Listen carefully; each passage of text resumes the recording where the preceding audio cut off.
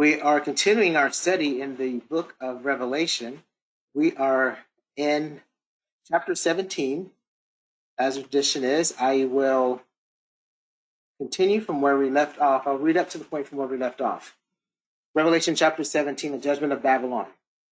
And there came one of the seven angels which had the seven vials, and talked with me, saying unto me, Come hither, I will show unto thee the judgment of the great whore that sitteth upon many waters, with whom the kings of the earth have committed fornication, and the inhabitants of the earth have been made drunk with the wine of her fornication. So he carried me away in the spirit into the wilderness, and I saw a woman sit upon a scarlet-colored beast, full of names of blasphemy, having 7 heads and 10 horns. And the woman was arrayed in purple and scarlet color, and decked with gold and precious stones and pearls, having a golden cup in her hand full of abominations and filthiness of her fornication. And upon her forehead was a name written, Mystery Babylon the Great, the mother of harlots and abominations of the earth. And the angel said unto me, Wherefore didst thou marvel? I will tell thee the mystery of the woman and of the beast that carried her, which have the 7 heads and 10 horns. The beast that thou sawest was and is not, and shall ascend out of the bottomless pit, and go into perdition. And they that dwell on earth shall wonder, whose names were not written in the book of life from the foundation of the world, when they behold the beast that was, and is not, and yet is. And here is the mind which hath wisdom. The 7 heads are 7 mountains on which the woman sitteth. So this is where we left off. We left off at verse 9. We didn't get to verse 9. It says, And here is the mind which hath wisdom. The 7 heads are 7 mountains on which the woman sitteth. Now, this word mind here, basically when you look it up, it just means, and here is the meaning and understanding. So, all right, so here's the meaning and understanding. That's what the word mind means, the meaning and understanding. It says, here's the mind which hath wisdom. Right, so he says, the person that has wisdom, that has, based on the meaning and understanding of what I'm going to describe here, right, you can apply this information of knowledge and understanding. If you apply it skillfully, it's going to open up a lot of the understanding of what the book of Revelation is talking about. Right? It's going to give you insights into the future, about past, present, and future, about what's going on. And here's the mind which hath wisdom. So here, based on this understanding and meaning, I'm going to give you, if you apply this with knowledge and understanding, it's going to be with skillful application. It's going to open up understanding of a lot of things that are in the book of Revelation. And it has helped me. Right now, this is not the only one of these little phrases here that talks about, in the book of Revelation, having wisdom. Right? One that's very familiar that we've read already in Revelation chapter 13, verse 18, which is perplexing, right? It says, Here is wisdom. Let him that hath understanding count the number of the beast, for it is the number of a man, and his number is 666. I told you, I read this thing, I pray about this all the time, because it says, here is wisdom, right? And so what it's saying is that, like it's saying in Revelation chapter 17, verse 9, that if you can understand, let him that have wisdom, if you have understanding of this, count the number of the beast, if you understand it and have the knowledge of what this is talking about, all right, it's going to open up. All right, if you apply this understanding of what the 666 means, all right, a wise person can take that and skillfully apply the understanding of 666, and it's going to open up a plethora of understanding. So it's going to take a very wise person who can take this knowledge of what 666 means, its understanding and the knowledge of it, and they're going to open up the book of Revelation like we have never understood it before, right? And I read it and I'm like, well, I guess I don't have wisdom, right? So there's something that we're missing here that we don't have the understanding on. But when we get that understanding and we skillfully apply that knowledge and understanding, which is called wisdom. Wisdom is the skillful application of knowledge and understanding. It's going to open up a lot of things. And it's going to change a lot of things about how we think, how we act, how we interpret the book of Revelation. When we look at the simple example in Revelation chapter 9, it says, and here is the understanding or meaning which hath wisdom. So if we take this understanding of what he's going to tell us here, we can take that, we skillfully apply it, it's going to open up a lot of what the book of Revelation is talking about. And all prophecies that deal with the mystery of this beast, the book of Daniel and all these other things. And it says, and here is the mind which hath wisdom. The 7 heads are 7 mountains on which the woman sitteth. So this is like, this meaning and understanding, we're supposed to be able to take this little bit of information. The 7 heads are 7 mountains on which the woman sitteth, and we're supposed to skillfully apply this to the book of Revelation, to Old Testament prophecies about the tribulation period, about the Antichrist, about the 7th kingdom that's coming, and it's going to open up a lot of understanding. Just this little bit of information, right? And here is the mind which hath wisdom, right? So we're supposed to take this little bit, and we're supposed to skillfully apply it and use it to dissect and put the puzzles together. It's like a key that unlocks a lot of things, and that's what Revelation chapter 13, verse 18, talking about. Here is wisdom. Let him that have understanding count the number of the beast. You know, we know the number 666, as we say numerically. But when we figure that out, it's going to blast open a lot of stuff to those who are skillful, can take that bit of information when we get it, understand it, and we can apply it broadly to the book of Revelation and the Old Testament and New Testament scriptures, and it's going to do a lot for us. And because he says here is wisdom, it's meant for us to understand it and then be able to apply it, which is what wisdom is. So God wants us to know these things, right, in depth, and that's what the book of Revelation is about. But it's just not just given away like that. You have to be skillful in knowledge and understanding and pursue it and pray about it and question and search and may get things wrong or, you know, twist it around. But that's all part of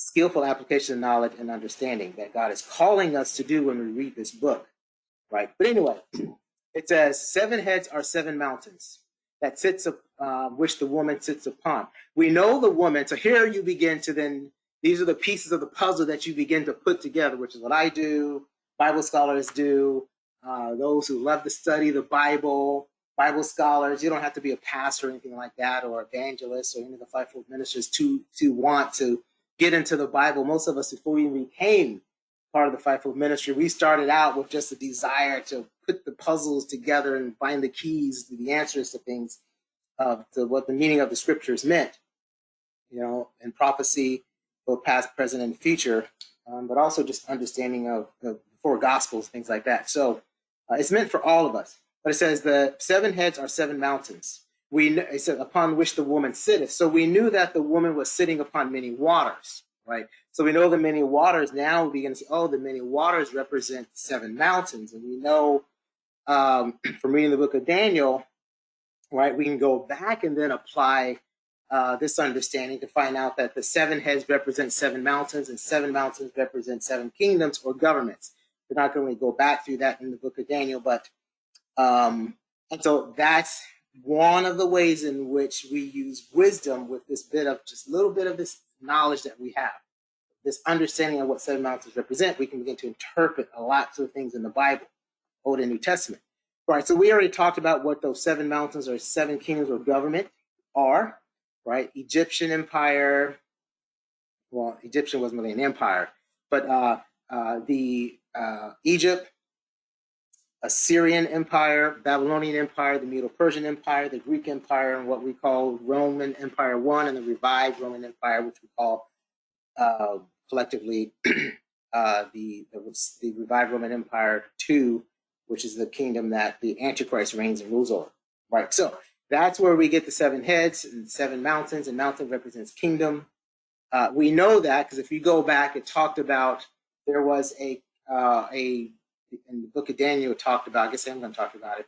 There was a stone that was cut without hands, and it struck the King Nebuchadnezzar's idol, and it broke it and shattered into pieces. And then it says, and then that stone became a mountain, right? So we know that's talking about kingdom, right? And so then we apply that to that. That means that all of those other, the head of gold and the brass and the silver and the thighs or legs of iron and stuff like that. We know those then also represents kingdoms or governments as well. All right, so as we go on, it says, upon the 7 heads are 7 mountains on which the woman sitteth. So we know this phrase here, on which the woman sitteth. We know the woman that they're talking about is mystery, Babylon the Great. They also call her the mother of harlots and abominations, also called the great whore.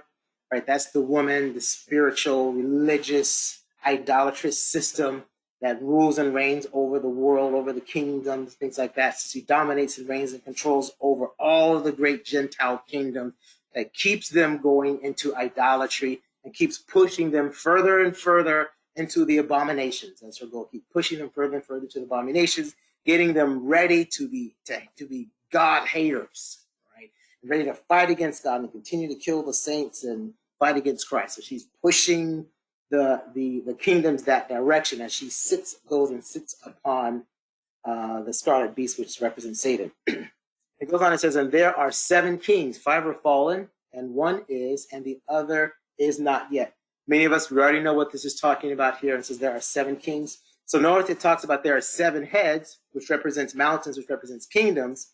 And then it says there are 7 kings. So we know that if you're a king has a kingdom, right? And so just like there's the kingdom of God, there's the kingdom of heaven, right? So which means there's a king, right? And so for each 7 mountain or 7 kingdoms, there also are 7 kings. And so that's just part of this understanding.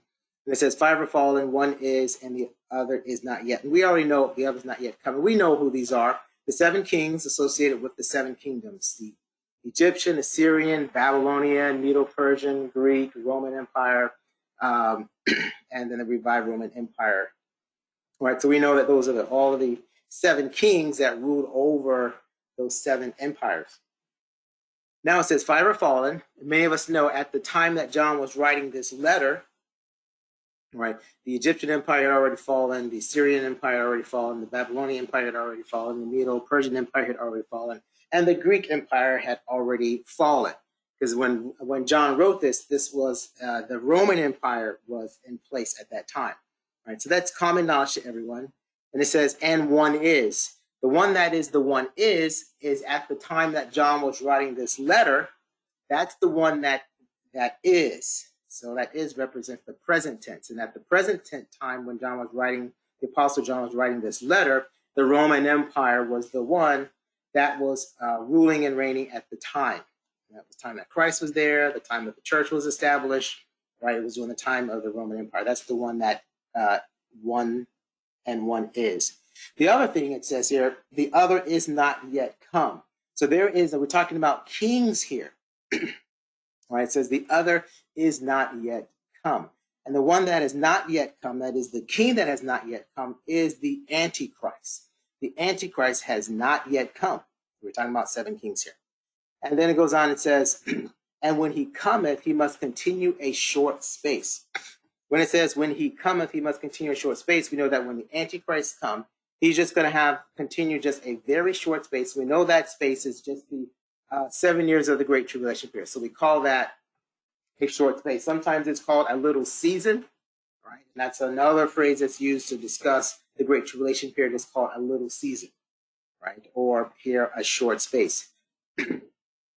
Now, when we talk about the 7th king, right? John, I believe, is the one, the Apostle John is the one that calls him the Antichrist, right? But in the book of Revelation, it's very kind of complex the way he entangles the Antichrist with this beast and this kingdom.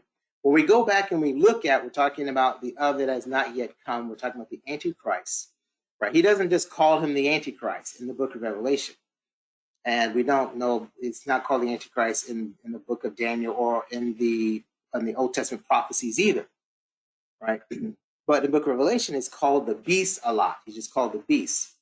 Revelation chapter 13, verse 1 through 3, instead of calling it the Antichrist, he calls him the beast with a kingdom. And I'll show you that when you look at Revelation chapter 13, verse 1 to 3 says, "And I stood upon the sand of the sea, and I saw a beast rise up out of the sea, having 7 heads and 10 horns, and upon his horn 10 crowns, and upon his head the name of blasphemy. And the beast which I saw was like unto a leopard, and his feet were as the feet of a bear, and his mouth as the mouth of a lion. And the dragon gave him his power, his seat, and great authority." Now, when you read verse 2, you would think that he is talking about the beast with, I'll describe it here. Well, I'll just say, like, verse 2 is talking about the Antichrist. The Antichrist is described as a beast. And verse 2, he is talking about what the Antichrist looks like as a beast. Because it says he's describing the Antichrist here. He says, these are the powers and the feature and the nature of the Antichrist, based on the authority that is given to him and the power that's given to him. So Satan is going to give the Antichrist his authority, his seat, and his power. And when he turns over, when Satan, the dragon, turns over his power, his seat, and his great authority, this is what it looks like. There's a semicolon where it says, as the mouth of a lion. And it says, and the dragon gave him his power, his seat, and his authority.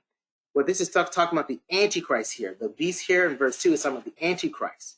And when the dragon gives him his power, his seat, and his authority, it looks like this Antichrist has the features of the kingdoms that came before, because Satan had the power and authority to give those kingdoms. And with that comes authority and power and stuff like that.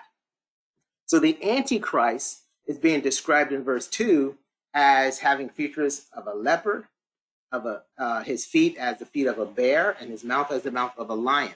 We know this is talking about the Antichrist as a beast, because it says, and the dragon gave him his power, gave him his seat, and gave him great authority. So sometimes when we look at this, the beast is described as a beast, right?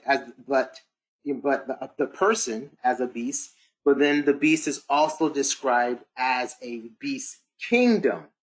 But here, when it talks about the other is not yet come, and when he cometh, he must continue in short space.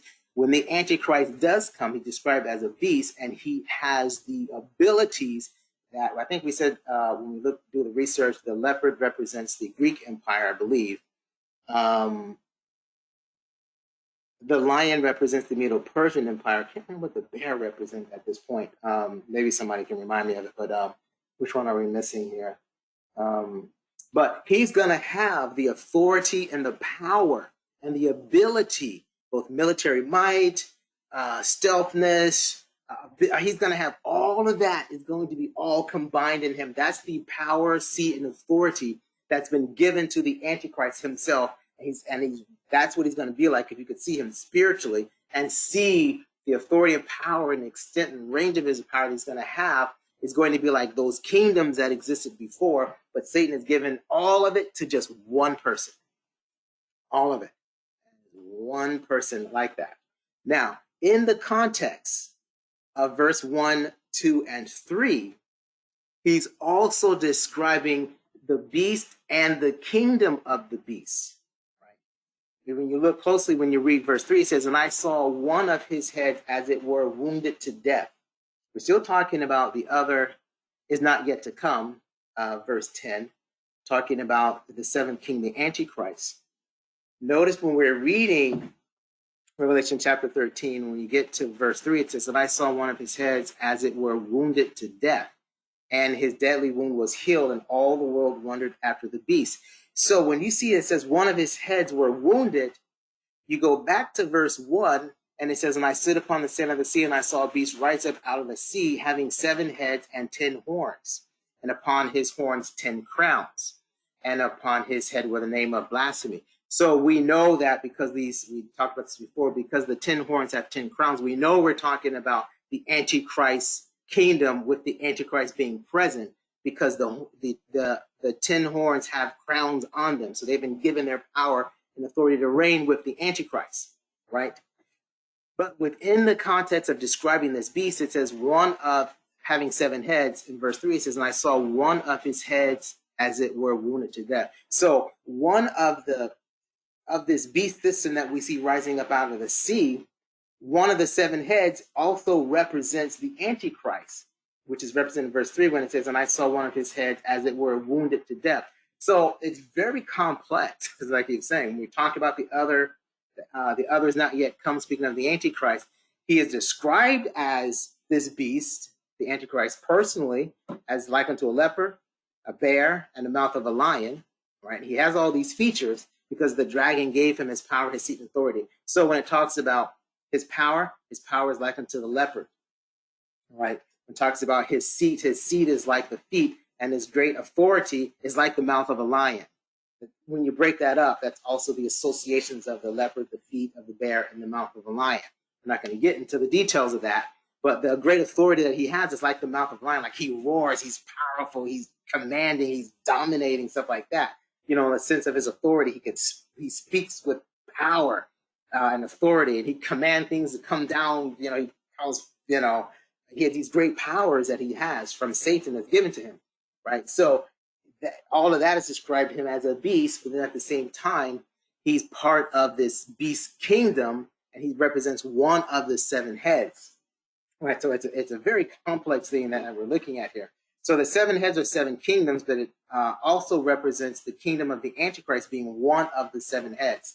So he's a beast himself, but he's also one of his kingdoms is part of the seven heads of this beast that rises out of the sea. He becomes one of those kingdoms that's a part of the seven kingdoms that rises up, right? He becomes part of it. And that's why we call that the revived Roman Empire, because the Roman Empire, we said the Roman Empire, it never came to an end, right? It just kind of just faded out because Christ came along and he brought it to an end, right? But then once the church is removed, the Great Tribulation period starts, the Roman Empire, as we say, comes back, right? As the feet and toes mix with iron and clay. Right? We call that the revived Roman Empire. So that's still part of the seventh kingdom that actually never really came to an end. And that's why we call it that. So that's why it's still one of the seven empires, right? With the sixth one being the Roman Empire, and the seventh one is just the revived Roman Empire in that sense. All right, hopefully I'm not confusing you guys too much with all this complexity here. When we talk about the Antichrist, the other that is not yet come, instead of just calling him, in the book of Revelation, describes him as being a beast, having features of the lion, the leopard, and the bear, right? We know that Paul calls him the man of sin, right? Man of perdition, right? It's almost like the mouth of a lion, because the way he, in 2 Thessalonians chapter 2, verse 4, right? It says, who opposes and exalted himself above all that is called God or that is worship, so that he as God sitteth in the temple, showing himself that he is God. He's like, that's the man of sin, man of perdition. He exalts himself above God. And he's a man of sin with a mouth of a lion. He exalts himself above, and he does great blasphemy against God and against the saints and against his tabernacle. We've read that before, right? So he's a beast, called a beast, looks like a beast, right? He's called the man of sin, man of perdition. Daniel also calls him the little horn. So the other that is not yet come, he's also called the little horn in Daniel, right?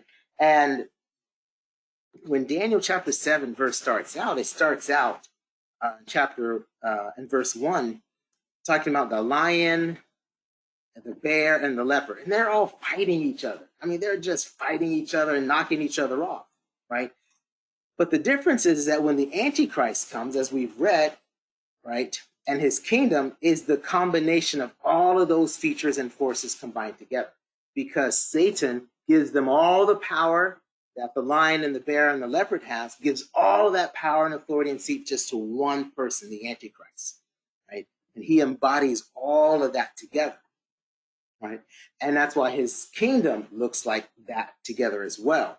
It's a beast that has seven heads coming out of it, right? Because he combines all of that together, right?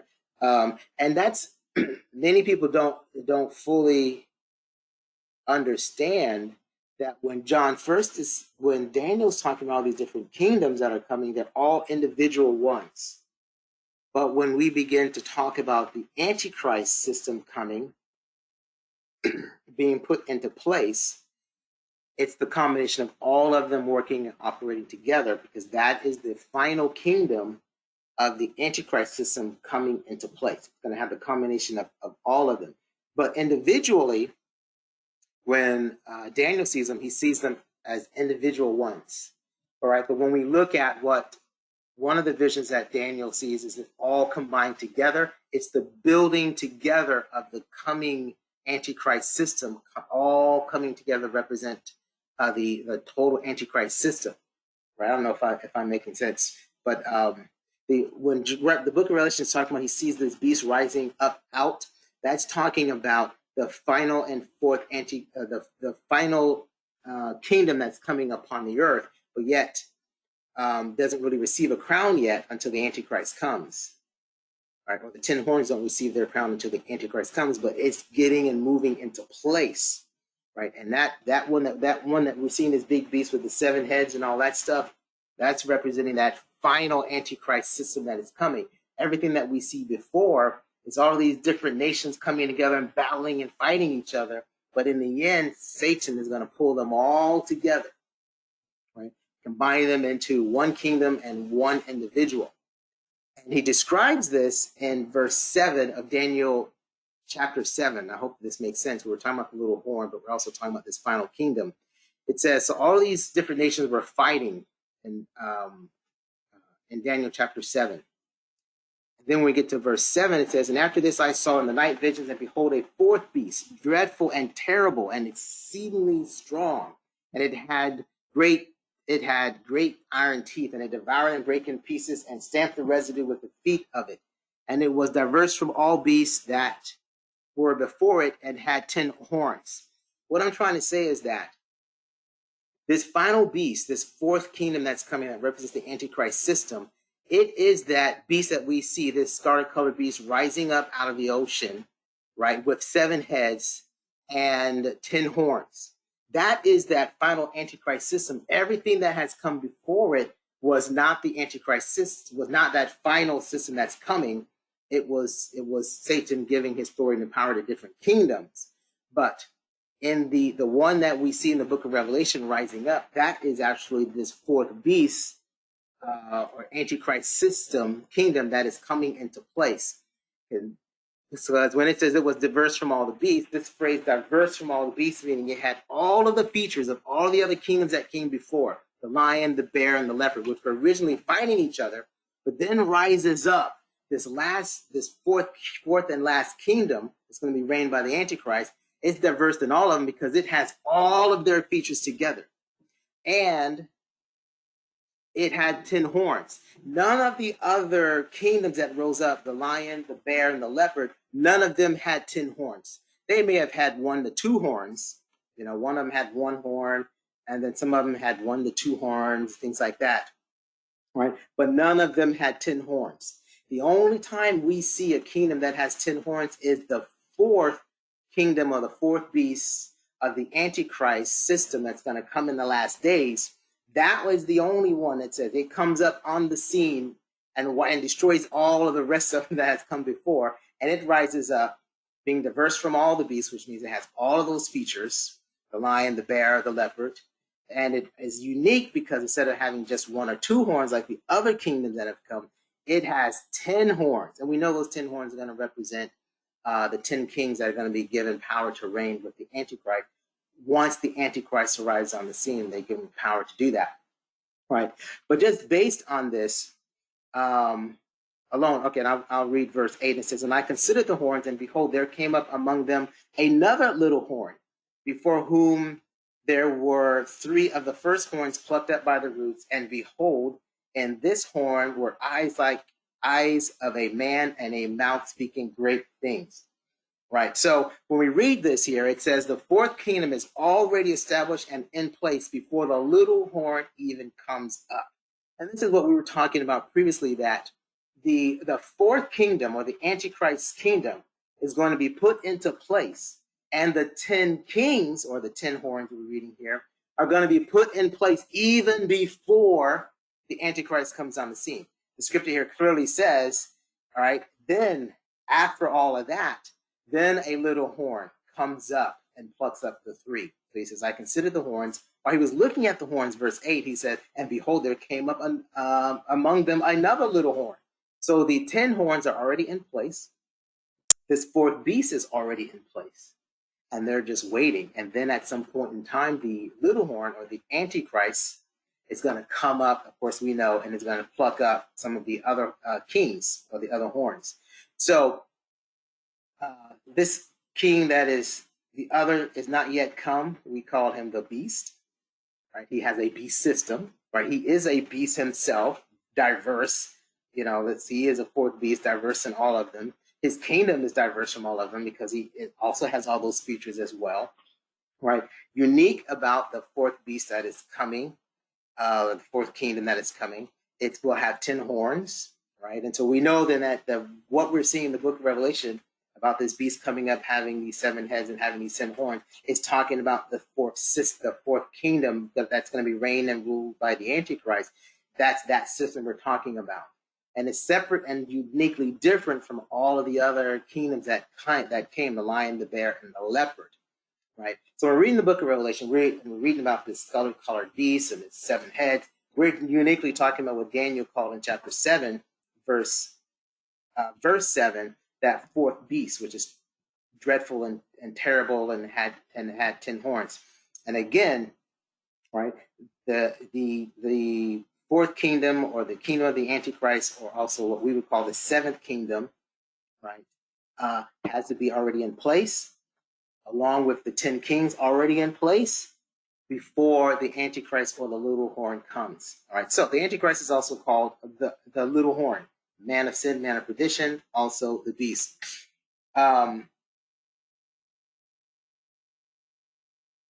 A lot of stuff on here, but sometimes I put this in advance, and then sometimes I don't want to move forward with it.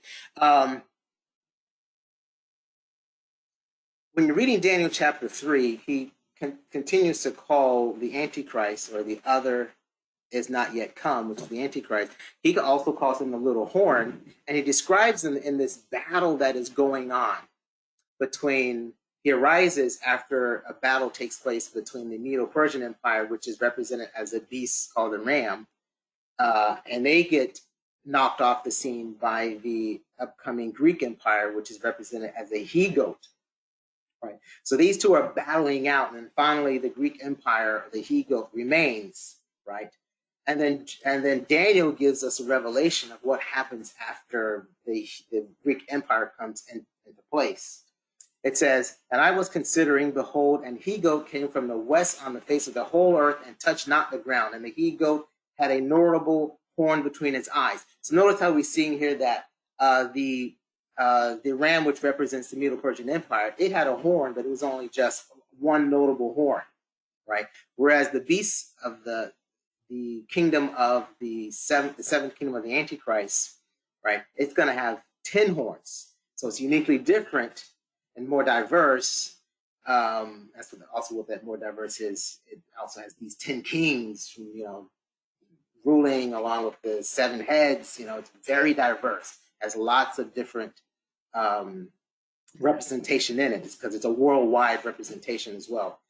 It says, and he came to the ram that had 2 horns, which I had seen standing before the river, and ran unto him in the fury of his power. And I saw him come close unto the ram, and he was moved with choler against him, and smote the ram, and brake his 2 horns, and there was no power in the ram to stand before him. And he cast him down to the ground, and stamped upon him, and there was none that could deliver the ram out of his hand.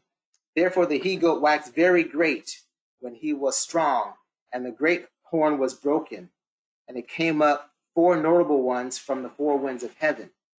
All right, so what this is talking about is that the Medo-Persian Empire, represented as a ram, and the he-goat, which represents the Greek Empire, they had conflict, and the Greek Empire prevailed. Right? And that's the he-goat waxed very great and became strong. But eventually the great horn was broken. It lost its power. And then 4 notable horns toward the 4 winds of heaven occurred. So basically, most of you guys know history. The Greek Empire fell, and 4 commanders took over the Greek Empire, right? Then what's noted after that, it says, and then out of one of them came a little horn. So anytime we see this phrase little horn, we know we're talking about the Antichrist, when we're talking about Daniel's prophecy. So a little horn comes forth, which waxed exceeding great toward the south, toward the east, and toward the pleasant land. So again, when we see he's waxing great toward the pleasant land, we know we're talking about the Antichrist, because the Antichrist definitely, he goes into the pleasant land, which represents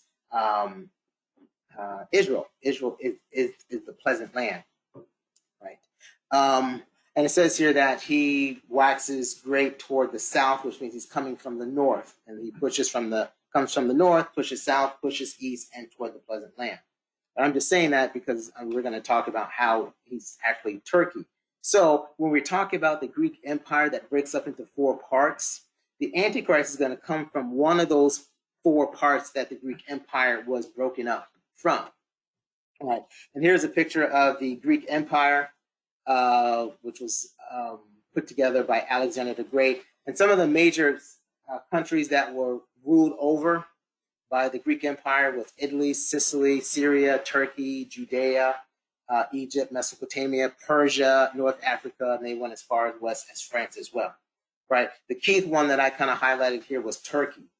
Turkey was one of the areas of the divisions that the Greek Empire broke into. Turkey was one of the major parts of it, right? Which is important because I'm going to show you that that little horn that's going to rise up from out of the 4 parts that the Greek Empire broke up into. Turkey, I believe, is where the little horn rises up out of, or the Antichrist rises up out of that, right? The Roman Empire later came along and displaced the Greek Empire, right? But this is some time down the road. The Roman Empire breaks up again into 2 parts, a Western and an Eastern empires, right? The Western Empire was ruled by, its capital was in Rome, Italy, and the Eastern part, the Roman Empire, was its capital of the Eastern Roman Empire was Istanbul, Turkey. And that's very important because, right, we're going to show you, you're going to see how the little horn, or the Antichrist, he's going to come from Turkey, right? He's going to come from out of Turkey. And so we see Turkey is always mentioned and always a part of these kingdoms, and it becomes very, very, very critical. So when we're talking about the revived Roman Empire, right, we know then that previously the Roman Empire is divided into 2 parts, which represents the 2 legs from Daniel's prophecy of the great statue, right? That it has 2 legs, right? And the Roman Empire that was made of iron has 2 legs, and that represents the western part of the Roman Empire and the eastern part of the Roman Empire. And the eastern part of the Roman Empire, with Turkey, or Constantinople was a former name, but now we call it Istanbul, Turkey. That's where their headquarters is located, right? But anyway, we will get back to that. So this other that is not, the other is not yet come. Speaking of the Antichrist, he's called the beast, he's called the little horn, he's called the man of perdition, the man of sin. He's also called the king of the north. So we're talking about the 7th king that is not yet come, right? We're looking for him. We're trying to figure out, okay, where is he coming from? How do we identify him? And that's what I'm talking about here, because the other is not yet come, so we should be trying to identify, see what the scripture says about this other that is not yet come. All right, and when he cometh, he must continue short space, speaking of the great tribulation period. Daniel also says that he's the king of the north. And I'm not going to read all of Daniel chapter 11, but verse 29 through 45 gives us a little history of a lot of the warfare that's going on, dealing with the Antichrist called the king of the north. It says, and it says king of the north, that's important. The reference point for the Bible is Israel as the reference point. And what is north of Israel that is relevant to the other scriptures that we've read? That is Turkey. Turkey is north of Israel, right? But it says, and at the time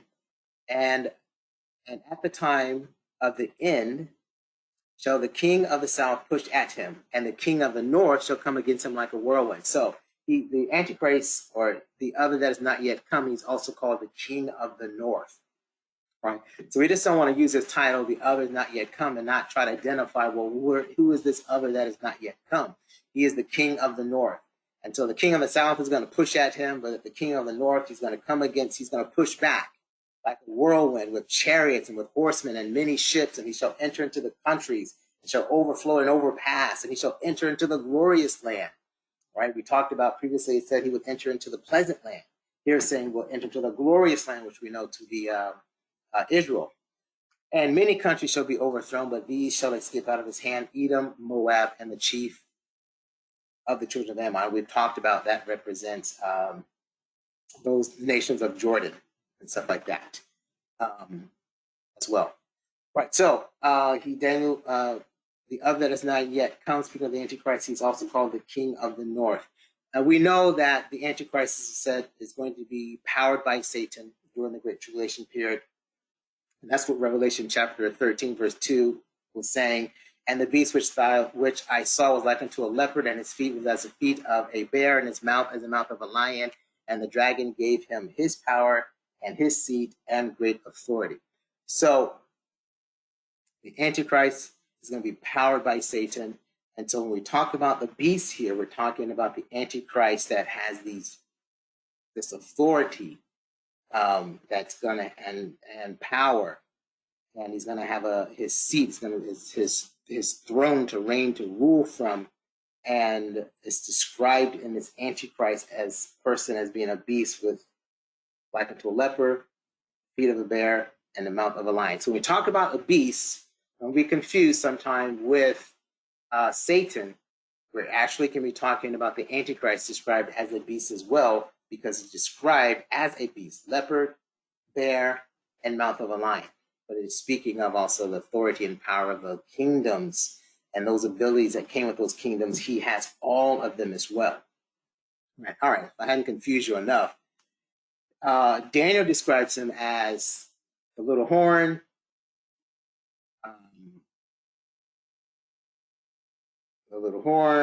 He describes him as the King of the North.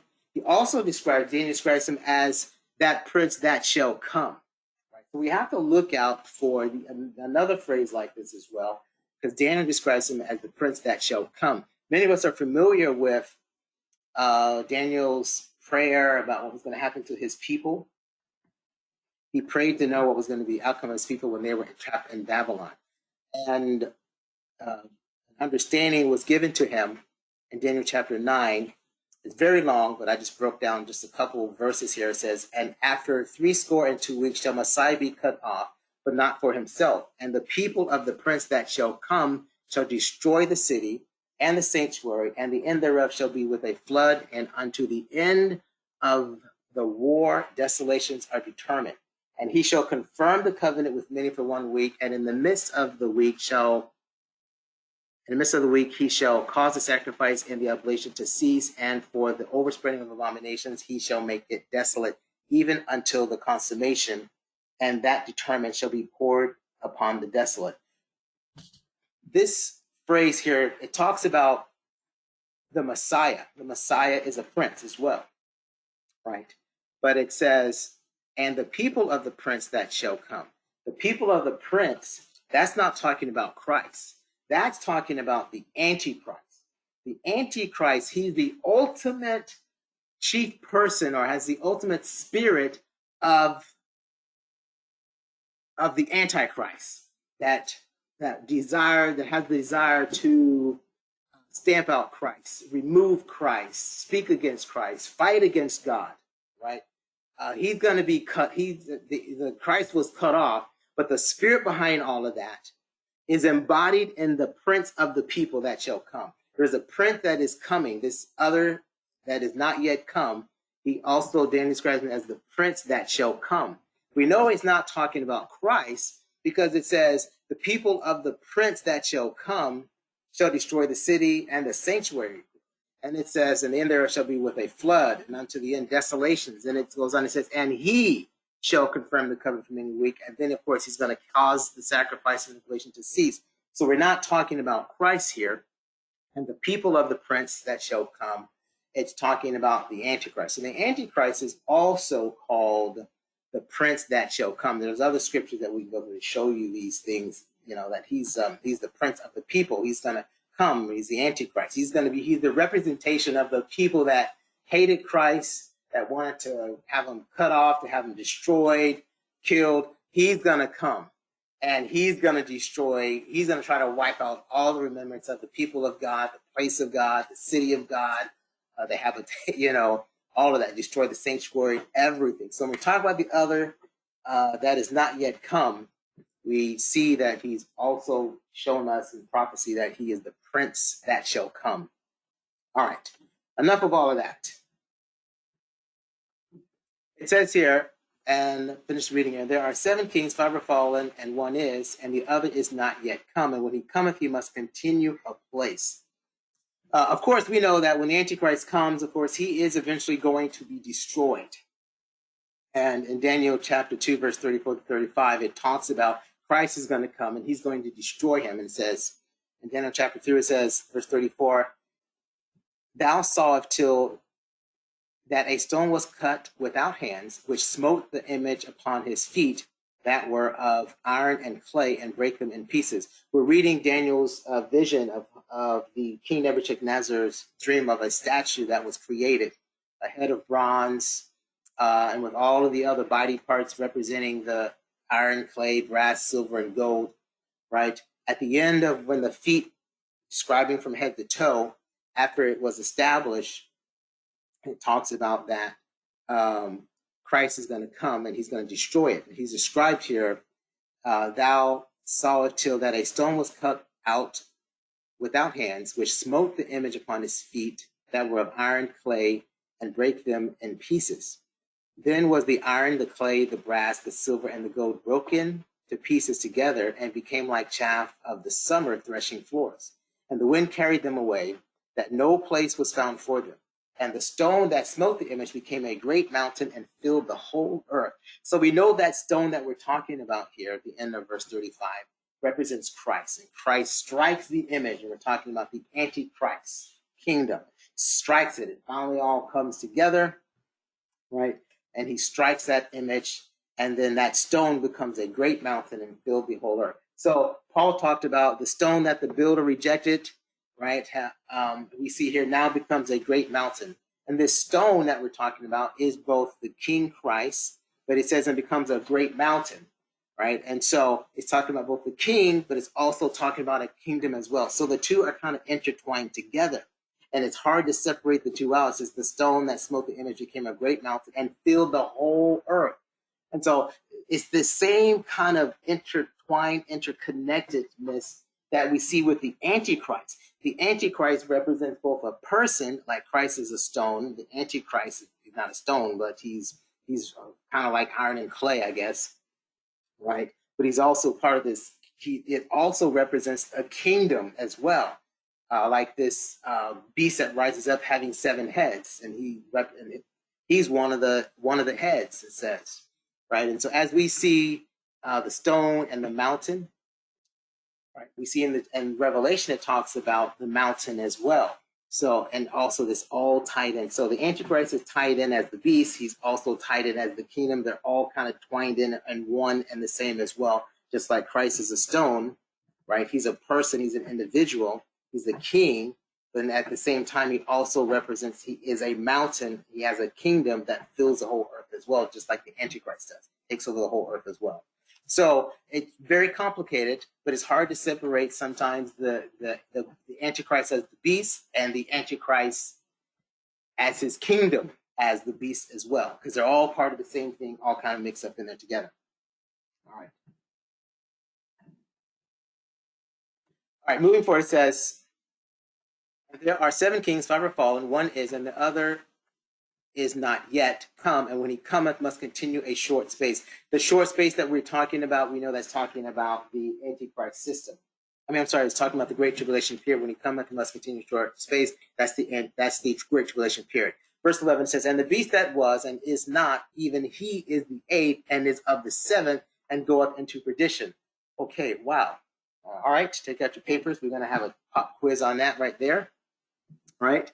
But no, it says, and the beast that we're talking about here, talks about that there are 7 kings.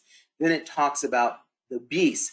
The beast that we're talking about is going back to the beginning of Revelation chapter 17. We're talking about this beast here representing Satan, right?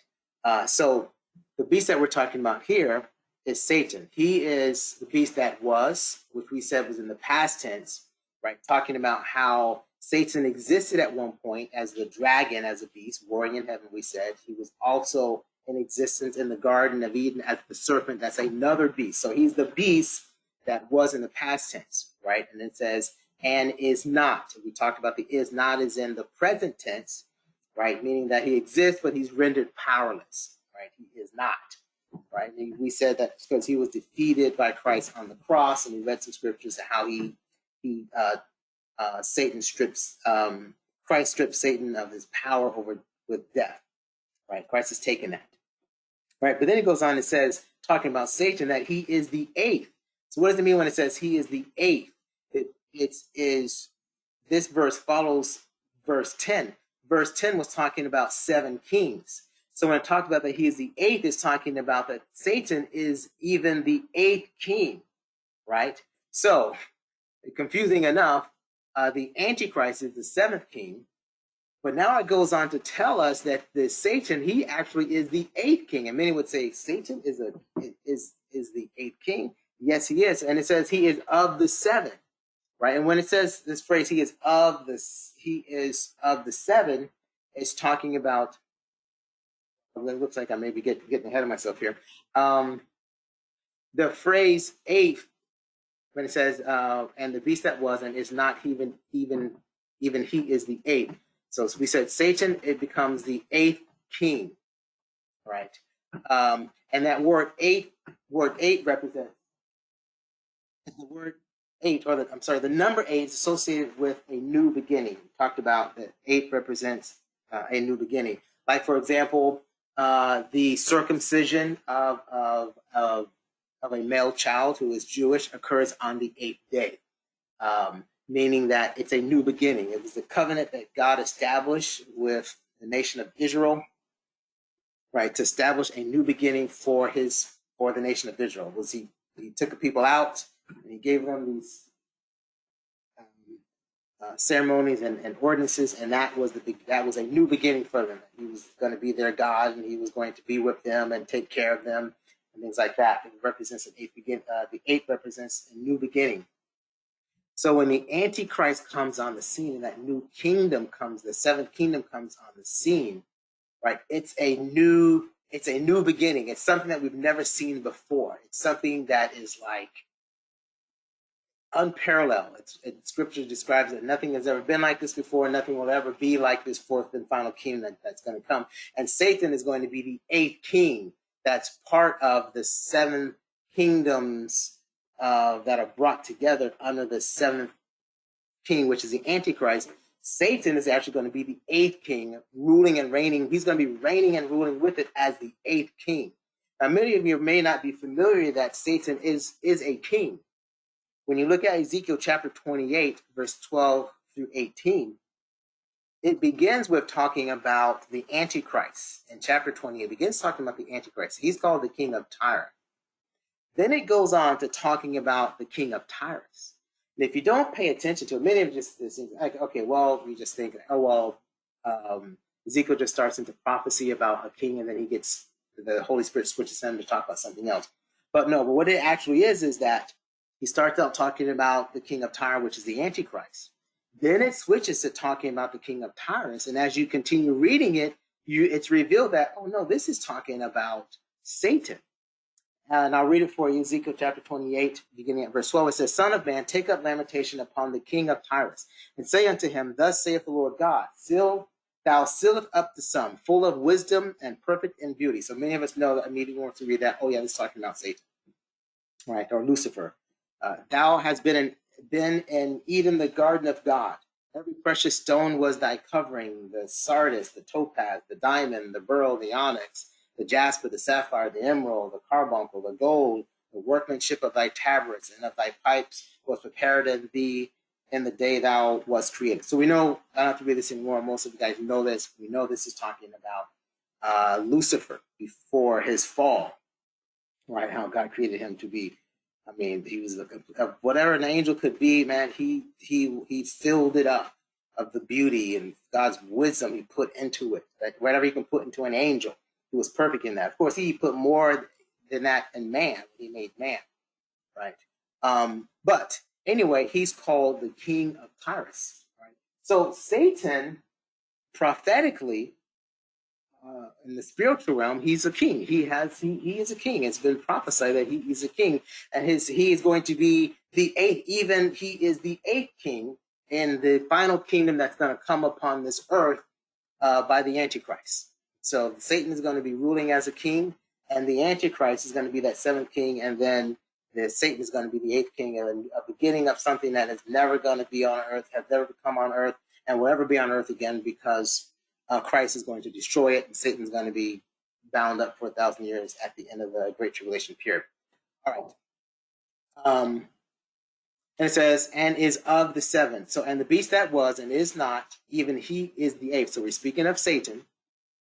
He is going to be the eighth king. It's going to be ruling and reigning alongside. Remember, all of the world is going to turn to directly worship Satan, the Bible says. The 10 kings hate the whore, because their desire is to worship Satan directly. So they burn her and destroy her. They just want to worship Satan directly. The Bible says all the world worship Satan, right? He's going to be that eighth king that the whole world is going to be worshiping, along with the Antichrist, as he's a king as well. But he's an earthly natural king, but they're going to worship Satan as king himself, you know. That's what it says. He is of the seven. We're talking about of the seven. Of all the kings and kingdoms, kings with their kingdoms that have come before, right? Satan was of all of them. That word "of" means is that he has a relationship with them, and they belong to him, right? One belonging to the other. So all of these kingdoms, they belong to Satan, and that's why Jesus said, "I can give you these kingdoms. You know, they belong to me. They're of me. I put them together. I made them. They have my blasphemy and will and purpose all up in them, and they represent me." So when it says, and he is and is of the seven, that's what it's talking about. All those kingdoms that have come before, Satan is a part of it, right? He helped put it together. They belong to him. He has a relationship with them, right? And that he empowers all the other kings.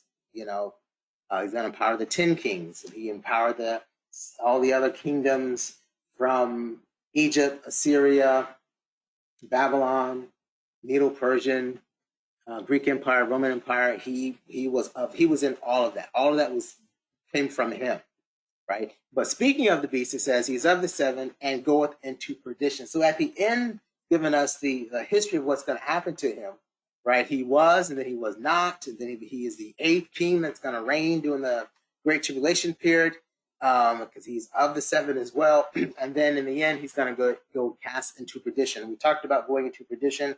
Means that you're going to be utterly destroyed, going to be cast into the lake of fire. But it speaks of eternal damnation. There's no hope, there's no salvation, there's no life. You're going to be separated from God eternally, and you're going to be cast into outer darkness. So that's what it means, that you're going to go into perdition. Eternally, you're going to be separated from God and cast into outer darkness. All right, my time is up. I've kind of said a lot. I hope I didn't confuse you guys too much dealing with I try not to get too deep with. You can even go even deeper with talking about the beast and even some of the things I said of the seven as well and the eighth, but we'll save that for another time. If you have comments or questions, you can always. Yes, I will make a comment. I came in a little late, but I thank God for the stone that is referenced in Daniel, the 2nd chapter, 34th and 35th verse, referencing Jesus himself. The rock, the stone that actually will cut away this